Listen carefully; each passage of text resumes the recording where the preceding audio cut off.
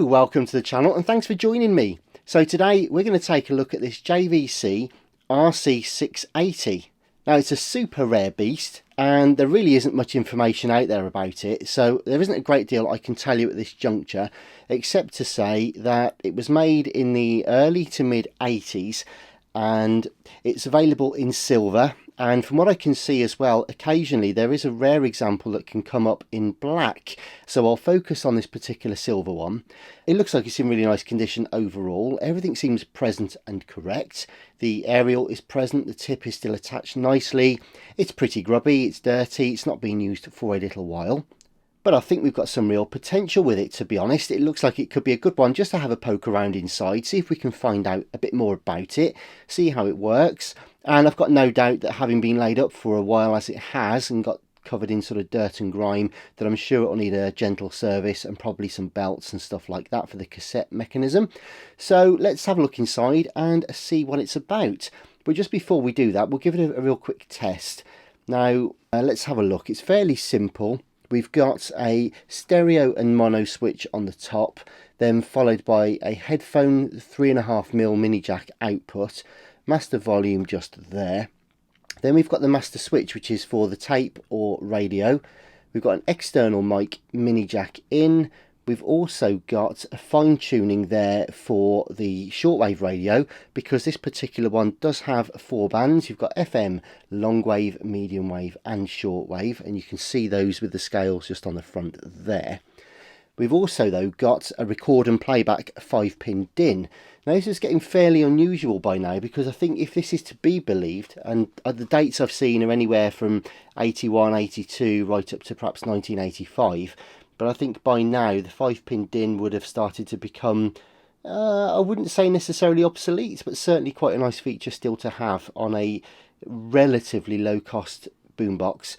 And I say relatively low cost because if you compare it to things like the RCM 70, for example, that's really solid and rugged and heavy, and the RC 656 and things like that, this one looks robust and is pretty cool, but it does have a certain lightness to it. I guess it's not cheap and nasty by any stretch. However, it doesn't feel as solid and heavy and metallicized, if you like, as some of the previous JVC units. So it'll be quite interesting to see if this is more like a 660 and 770 on the insides. So there we go. What else can I tell you? Okay, so this one then has 4 speakers. So we've got the 2 woofers there and very small tweeters, probably piezo speakers, tweeters I would imagine in the top, just to give it a little bit more sort of top end. And it also has the SEA, which is JVC's graphic equalizer system that you can see there. And that stands, I believe, for sound effect amplifier. And it's to do, I think, with the accuracy and tolerances of the EQ, and of course it should be interesting to find out later actually whether or not we can apply the EQ to whatever we record as well. It's certainly a feature that's available on some of the higher end JVC separates from the 1970s and 1980s, so quite nice just to see that on there anyways. Right, okay, I'm just seeing if I can see a counter or anything like that for the tape deck. I can't see one readily available, so that's interesting. We've got an FM stereo light just there. There's no Dolby or anything like that on the tape deck.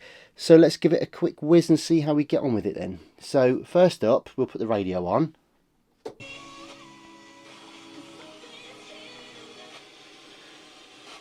Okay, that's working. Now, I'll just turn the light off a minute. Yeah, one of the studio lights is still on, but if I turn the other one on as well, you get a lot of interference there, so it does work, it's okay. The FM stereo light and the multiplex and everything is working okay. So let's put it onto tape then and see what happens now. A lovely soft eject mechanism on that, I've got to say, and if I just press play without anything in there,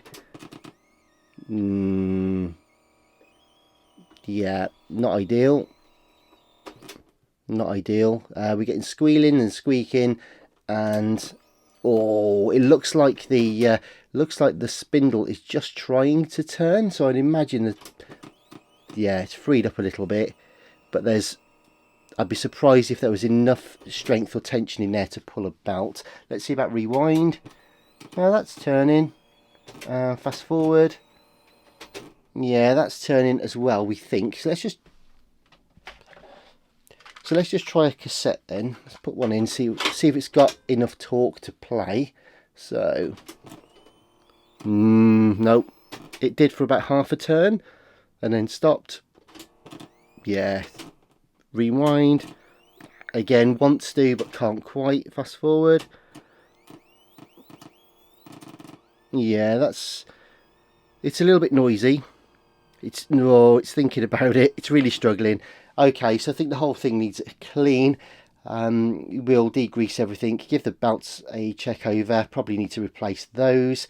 We'll clean the capstan, the head and the pinch roller, just to give it a bit of a service. We'll check the capacitors as well. There's a bit of noise going on there, so we'll just give it a once over, but it could be the record switch or something like that, or one of the other switches that's not quite, that might have dried up a bit. So we'll give everything a bit of a wiggle, a bit of a lubrication and a clean, and see if we can just get the whole thing freshened up, I think. So I think that's a fair kind of summary and opening for this particular unit. I think the next stage is crack it open and take a look inside.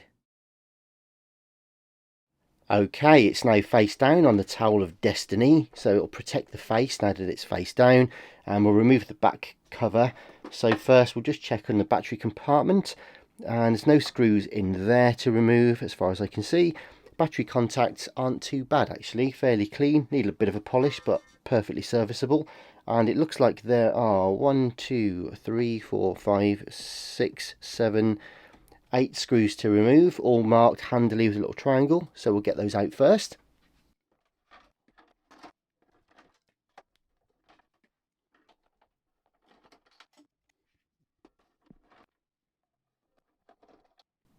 So I think that's all of the screws removed, so we'll now just try and withdraw the back.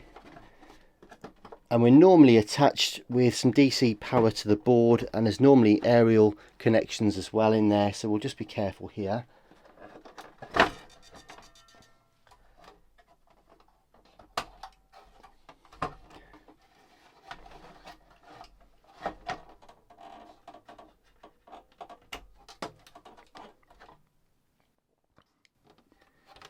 Yep, and sure enough, I'll just show you there. So there was one white one that was attached to the aerial board, and then you've got a little multi-plug there that's carrying your DC voltage to the board from the batteries. And let's have a look. Yep, 12 volts DC. So here it is inside then, and wow, I'm surprised there's hardly much in here at all. It's really quite empty. There's loads of space in here, which is fantastic. I think if you ever wanted to do a Bluetooth adaptation or anything like that, you could probably got loads of space to do that kind of thing in here. It's pretty dusty and dirty. I don't think it's been opened before, and it's already starting my dust allergy off, so apologies if I'm sounding a bit sniffly here. But anyway, here's the radio board. So we've got the ferrite rod antenna just there. We've got an IC there which looks like a 4407, so that's probably going to be your FM front end. You've got a AN7410, so that's going to be your decoder, multiplexing, so it's basically FM on this side. And AN7222, which is going to be more likely your AM tuner and stuff there. So various IF stages. I think it all works nicely anyway, so the only thing we really need to do, I think, is perhaps we'll put a bit of cleaner and lube on this switch a bit later. That's all we need to do there. So wow, the board is pretty cool. There's a tiny little motor there for the cassette, obviously, but the adjustment screw for the speed is mounted via the variable or semi-variable resistor on the motor, so that's okay. We've got very long connectors there to the transport controls to activate the board, so you've got remote actuators that you can see. Reminds me a bit of Terminator, or perhaps Luke Skywalker when they've had their hand replacement and all the tendons are working away inside. That looks like that, which is pretty cool. So anyway, we've got one main board here, and so there are, okay, I'm just trying to have a look. So down in the bottom must be the SEA, that's the graphic equalizer board underneath. We've then got a small daughter board here, which is for your 5-pin DIN, record and playback in and out, with a ribbon cable to the board, to the amp. You've also got a ribbon cable here from the board, which presumably carries all signals from the board again to the amp section. We've got a multi-plug here, which is for the tape heads. We've got another one just on the side over on this end, which is carrying the speaker cables. And finally, oh no, there's an earth strap there from the chassis, for the tape chassis, and there's also one multi-plug here, which is carrying the orange and brown from the leaf switch on the motor on the cassette deck. And we've also got the yellow and red cables there, which are the motor power leads. So all very simple. As I say, motor and leaf switch there, tape heads there, radio board there, speakers there, and record playback there. So I think with all of that being said, the best thing to do now, normally I would try to probably take out the mech with the board quite often, especially on the slightly earlier JVC models and many other makes as well, is there'll be the amp processing and cassette board will be mounted directly to the cassette mech itself, and that'll come out in one go. However, this board seems to be fairly loose. I say fairly loose. There's 1, 2, 3, I think 4 mounting screws, and possibly remove the volume pot, the volume knob. It looks like these 2 screws here, which are slightly different, mount a heat sink there. There's an aluminium heat sink that you may be able to see just underneath. And yeah, okay, so I'll be inclined, I think, to try and remove this board separately first, and then we'll have a look at the cassette deck. I can actually have a sneak peek already through here. Now you won't see it potentially, or you might do from that angle. Let me just zoom you in a little bit. But you may see, I won't stick a magnetic screwdriver in there because of the heads, but you may see there's the main drive belt is, you might not see it actually, but main drive belt is just in there, and I can see a secondary belt underneath as well. Plastic flywheel, or at least a composite metal and plastic flywheel, but we'll have a proper look at that in a minute. So I think the first thing we'll do then is zoom you back out, and let's get this board out, I think, shall we? So I think to remove the board we shall, let's have a look. Okay, there's the heads. Here's the connector for the radio board, he says. Okay, good. And we've got the motor and leaf switch just there. Speakers just here. And I'm just going to put a little bit of a Sharpie on the top. Might sound obvious, but it's quite nice just to know which is the upward facing side. And it's important to note, just for my own reference, I'll mention it on the video, there's one of these cables has got a grey stripe on the top, and that's the one that goes furthest from the board, because I need to make sure the orientation is correct later. And whilst I'm at it, I'm just making another mental note that the grey stripe for this particular cable here for the record and playback also goes nearest the handle, as it were, so that as we pull these out, that's going to be a bit of a job actually, getting those back in. But we'll might be one of those jobs we wish we hadn't taken off yet, but we'll see. Right, okay, so that's that. 1, 2, 3, 4, 5, and there's a, okay, what's that one? So there's a connection to the microphone, so we might need to desolder that. That's glued in place just down inside of there, and it may well be soldered to the board there. So perhaps if we lose everything else first, we might just be able to pivot it and decide what we're going to do with the single microphone cable just here, which is obviously still tying us in. Anyway, let's get this away.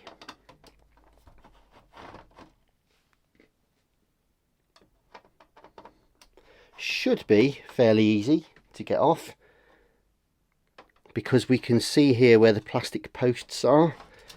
They're quite readily visible, so we kind of know what we're aiming for. Oops, just going to get the screwdriver past past the camera if I can. There we go.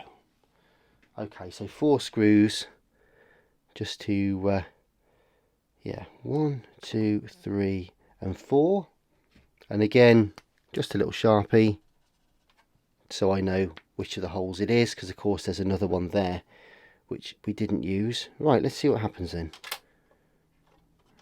Volume knob needs to come away like so. That was easy. Can we, anything else need to come away? Maybe this, maybe we've got to pull. Oh, okay, wow, all right, that's interesting. So we've got a blade. I don't know if that'll focus or not, but basically we've got a like a blade on that one, like a metal and plastic. Yeah, interesting.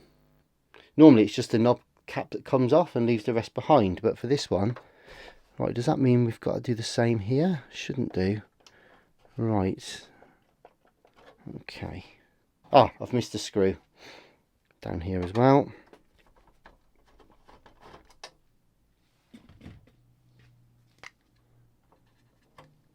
That's why you have to be super careful when you remove things like this. It has to be lifted off. There we go, over the little pad there. Yeah, you got to be super careful. Never force anything. It's good to just wiggle it a bit, see where it's stuck, and then go from there. Right, oh, okay. So I can see another.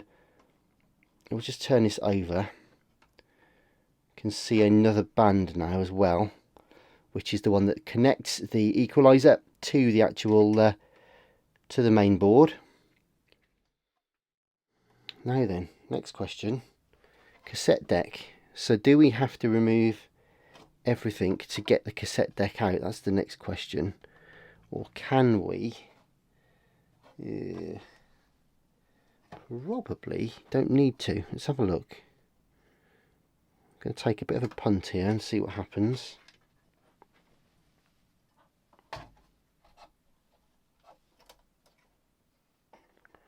I was hoping not to actually have to remove the deck, unless we have to. There's only actually, by the looks of it, 4 screws. But the problem I've got really, it's more the linkages to everything else. Yeah, I don't really want to start taking the whole cross brace and everything else out if we don't need to. I want to just change the belts really. So I'm a little bit reluctant to do my usual trick, which is to take everything apart even though it doesn't need it, and make unnecessary work for myself. But because of these the long throw of the actuators here, plus the crossbar over the front that's retaining everything, can we remove this? I'm sure we can. Do we need to? That's another story. So I'll tell you what we'll do. I think we will loosen these. Let's do it. We'll be brave. And again, I'm just going to put a little dot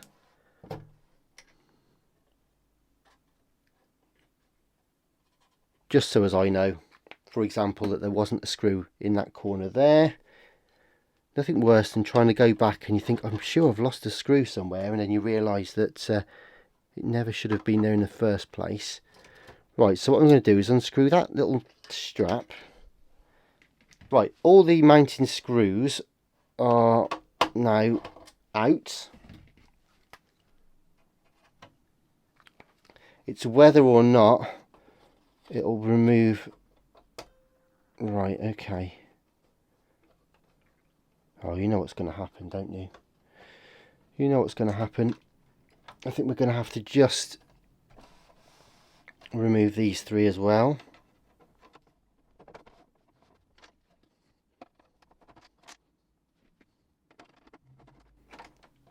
So I probably didn't need to do that, but you know how it is. So again, I'm just going to make a mark on, I'm going to write right on that, so that I know when I put this back together that's the correct orientation. So what will that allow us to do? Okay, I think what I'm going to do actually is just put again a Sharpie mark on each of the stripes so that I know for alignment which way they go back in, because I've got a feeling I might end up having to remove even more yet. It's just a shame about that. It's a shame about the microphone, because yeah, it's only two cables. It literally is only 2 wires, but it's like every single thing on that board is a clip, connector, multi-plug or something, and yet for the sake of one small component they've had to solder it in onto the board, which just makes it get right in the way. But anyway, not the end of the world. Let's just see. Oh, hello. Okay, here we go. I think this is where the this may well be where it all falls apart, literally. Someone has already gone to the trouble, I see, of numbering these, so that's okay. Oh, and what do you know? There's a mechanism right in my hand. There we go. That's it. It literally is out now. Crikey! I I restored a Hitachi TRK 8190E the other day, and that was just horrendous. It had, I think, 3 sets of leaf switches. It had sensors, sensor cables, multi-plugs, leaf switch contacts, earthing points, you name it. It was just covered. Absolute nightmare to get out. But anyways, here we have ourselves. Let's have a look. The main belt. It's a bit stuck actually. It's not the easiest thing to get out, got to be honest.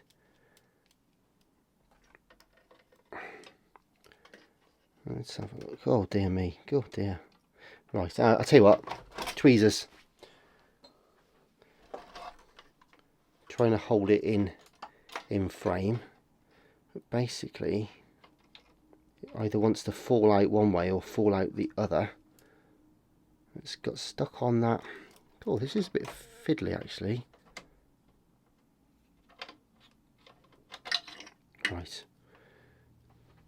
Probably easier in real life, but when you're trying to do it around a camera, there we go, that's got it. Alright, so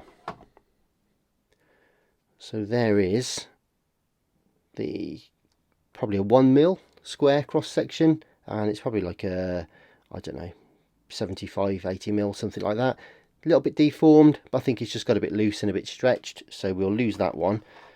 And then this one here goes from this pulley. It's one of those that's got quite a captive capstan and flywheel. So I think what I'm just going to do with that is, yeah, I can see its pathway. So we'll just pull this one off here, because obviously this is one that's going to more likely have implications for the fast forward and rewind that we know don't work either. So we'll just get that away, hopefully, he says. Ah, okay, or not. Okay, part of the mech is trapping that.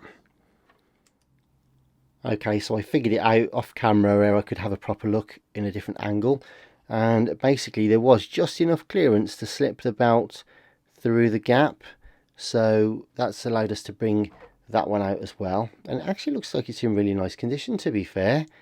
So it must have just got a little bit slippy, a tiny bit big perhaps, but yeah, it looks like it wasn't too bad. So the flywheel itself is turning quite freely. I've made a point of not forcing or pulling it or anything like that. It has got a slight out of trueness to it though, where it's been pressed in on the flywheel, but the capstan seems to be running okay. Right, anyway, so what we need to do on here, basically we'll just, I think, yeah, what's the motor doing? I might put a tiny bit of oil on the motor spindle, clean the pulley. The gears are okay, there's no teeth missing on any of that, which is great. You can probably see the mech working away just there. That's all okay, that's great. Okay, just needs a bit of a clean really. It's obviously been well played, but the head doesn't look too bad. Let's just zoom in a bit. Oh, you might be able to just see, oops, excuse the camera work, I'm still getting used to the new camera, but yeah, it just needs a bit of a clean.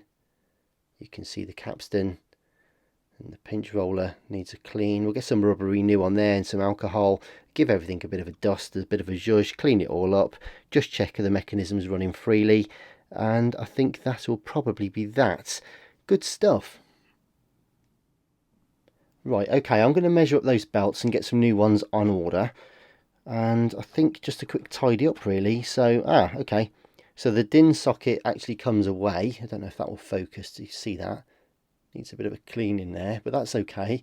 That means we can get to that, give that a bit of a clean. And also I was a bit worried that I wasn't going to be able to thread the connectors back in very well underneath, so at least we know we can feed them in topside and slide it in now. So I'll put that safely to one side.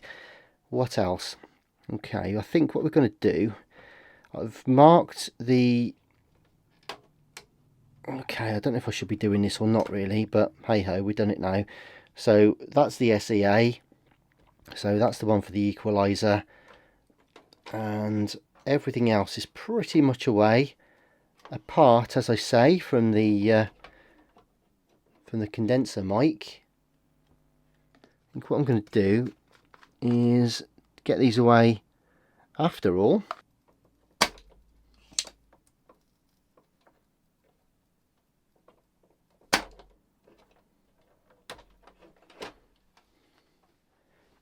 So that should mean that this entire circuit board is free to come away now, which it is, which is fantastic. So basically then we've got well, oh dear, the state of this. Here they are. Well, it allows us to give everything a darn good clean, that's for sure. So that's okay. Well, we'll put them to one side.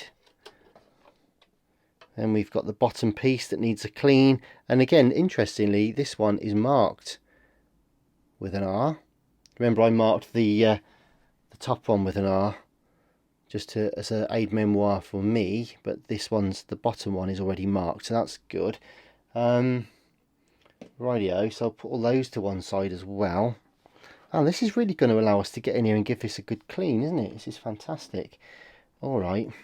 I think I'm going to stop short of getting the radio board out though. I don't really need to do that, to be honest. We don't need to lubricate or re-grease the cassette door mech because that's working quite perfectly well. Thank you very much. Interesting, the speakers that we spoke about earlier on, they are little piezo speakers, if you can see them. So they're not sort of traditional speaker tweeters, they are little piezos.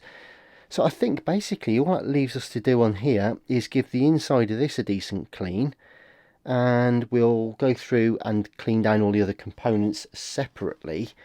I'm just going to put this to one side a moment.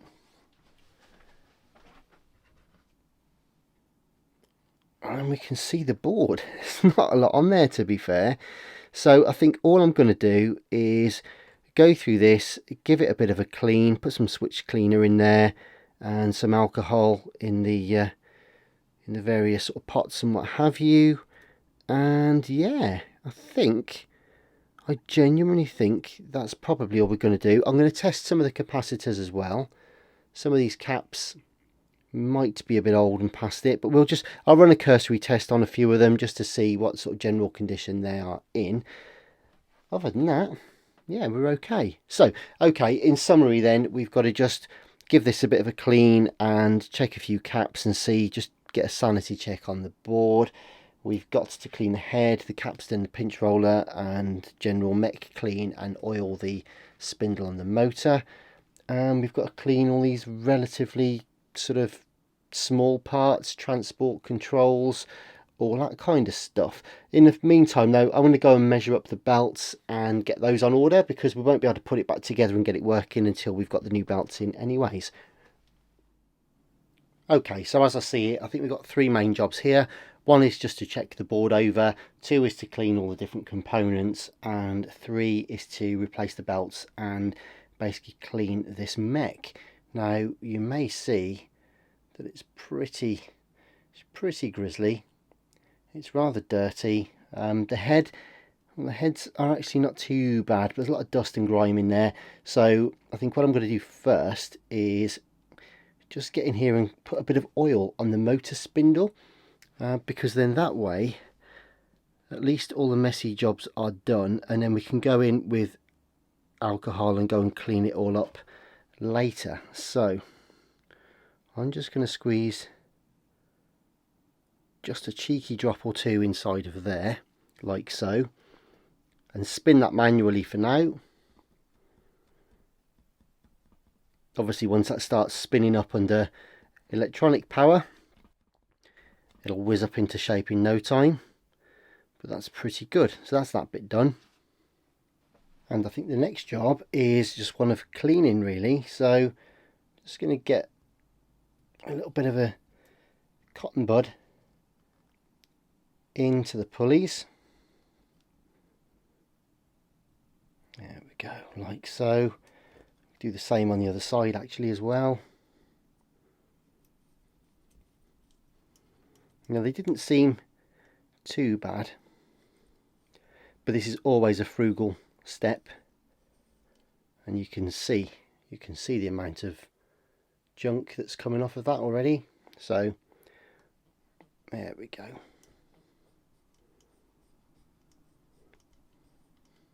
Just dust that gathers in there, and also of course slight degradation of the belt over time, so that's okay. And I'm just going to use this bud, which isn't too bad, to give a cursory quick clean over the mech and get the worst of the surface dust off.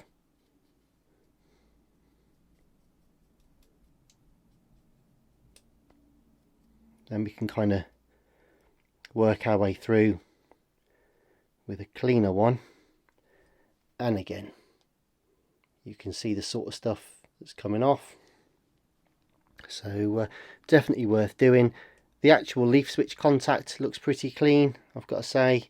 That looks okay, and that was working fine, wasn't it, when we tried the mech earlier on, so I'm not going to bother stripping or sanding that down. That's okay. Good. Anyway, so I think what I shall do next is clean the heads, which don't look too bad to be fair. Oh, I don't know. Definitely worth doing. Definitely worth doing. And the same for the capstan as well. Get that squeaky clean. And we'll also start tackling the pinch roller. And this is going to take a couple of swabs. We just keep working our way through. So I'm just going to carry on doing this for a bit. Clean the pinch roller properly. Probably do the same with some rubber renew on there. And then just go round and kind of just check that everything else is moving freely. Get any last bits of dust and stuff like that out. So I shall be back shortly. So there's the mech ready to go. I've oiled the motor spindle a little bit, cleaned the pulley, cleaned the other pulley surfaces as well. That's all running nicely. I've cleaned the capstan. The pinch roller has had alcohol. I've also put some rubber renew on there just to bring some bite back and really clean the surface. I've cleaned the heads as well, given everything else a bit of a zhuzh, and also just put a little bit, tiniest little bit of lube as well onto the mech, and just made sure that all the sliders are working nicely. So that's all I can really do for a minute until the belts come. I have ordered them. I've ordered a 37mm and a 62mm, both 1mm square. So hopefully they'll be here in the next couple of days. But as far as the mech's concerned, that's all I can do for a minute. So the next stage, I think, is going to be to clean the plastic parts. And what I like to do, if I can as well, just to protect any parts that I've cleaned, just put them in a little sandwich bag or something like that. Keep them safe.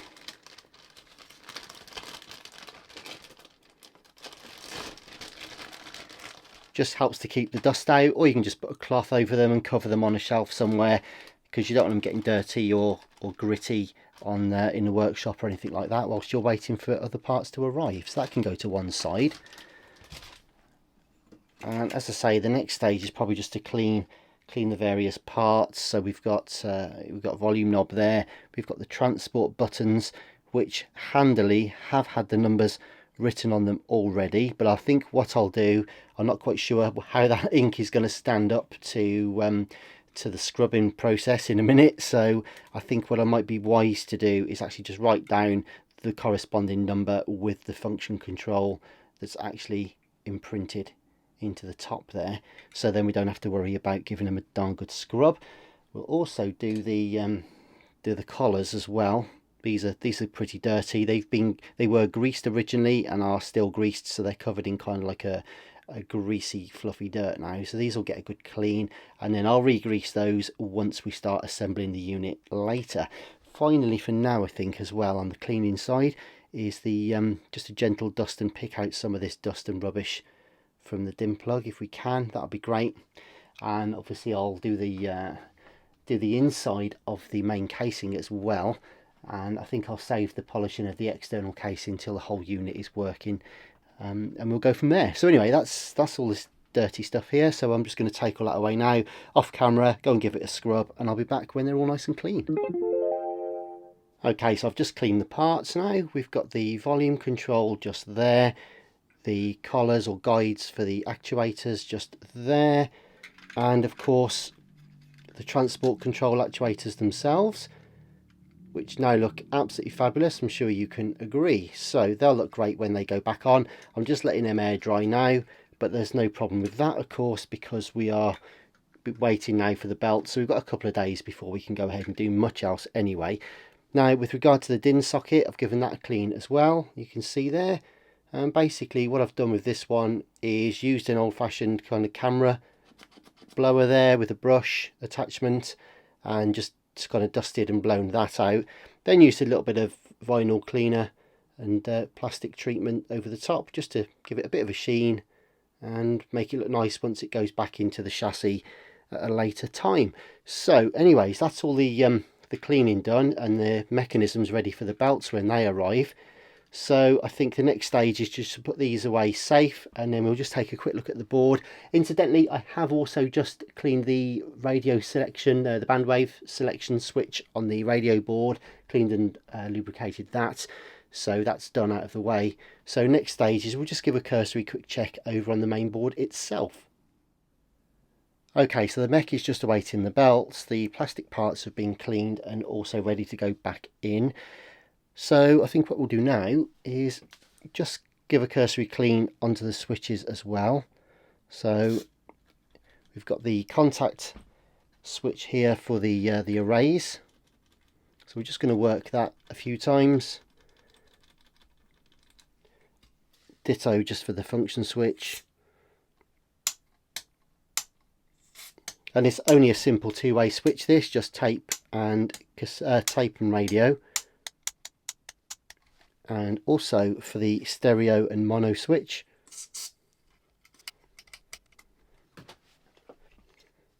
And then just a tiny bit of lubricant as well.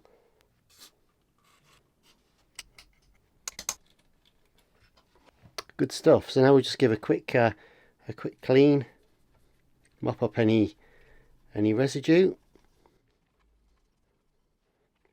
and just clean around the volume pot as well.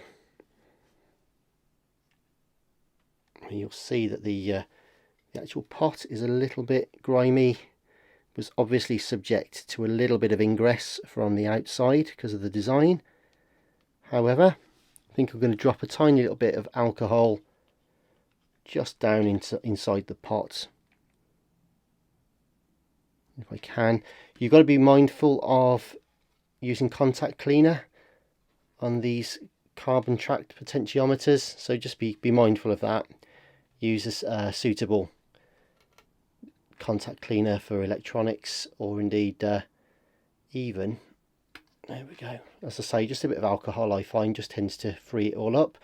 This particular one wasn't too bad, to be honest, so This is more of a belt and braces thing, just whilst we're in here. It's a fine line between letting sleeping dogs lie and actually taking the opportunity whilst it is apart just to go through it. So there we go then, that's everything sort of cleaned, lubricated and sort of checked. So I think the next stage is I'm just going to give a cursory look over some of the capacitors. The whole thing was working quite nicely, but it was slightly noisy, so I'm just going to see if there's anything that's massively untoward before we put it all back together again. And the beauty about removing the whole board as well is that you can just sort of check the capacitors as you go, and you know, you can keep flipping the board back and forth because we've got no online reference for this. I've got no wiring diagram or schematic, unfortunately. Couldn't find one anywhere for this. So yeah, when you haven't got something you can literally read off, you've got to kind of just keep rotating back and forth, and there you go.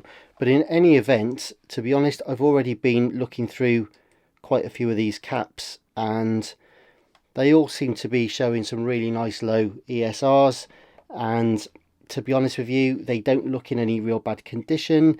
There's no bulging, there's no leaking, they're all original, and none of them appear to have deteriorated. The power section's okay as far as I can tell. The actual amp section seems to be all right as well.